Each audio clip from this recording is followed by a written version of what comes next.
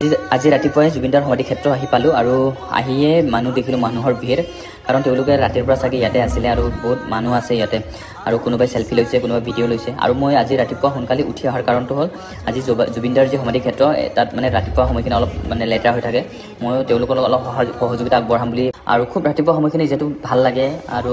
মই আগতে নাহোঁ মানে গধূলি প্ৰায় মানে কেতিয়াবা দুপৰীয়া আহোঁ কেতিয়াবা ৰাতিপুৱা আহোঁ তো আজি খুব ৰাতিপুৱা সময়খিনি আহিবৰ কাৰণে মোৰ বহুত দিনৰ পৰা ইচ্ছা আছিলে মই সেইকাৰণে আজি আহিলোঁ আৰু যিমানে দিনটো কাম নকৰক কিয় ৰাতি বা গধূলি একপাক মই ইয়াত আহোঁৱে প্ৰায় সোণাপুৰৰ মানুহখিনি আহে তো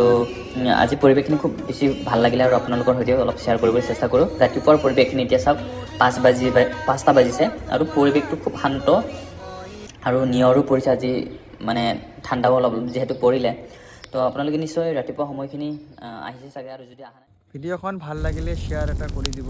আৰু চেনেলটো ছাবস্ক্ৰাইব কৰিব ধন্যবাদ।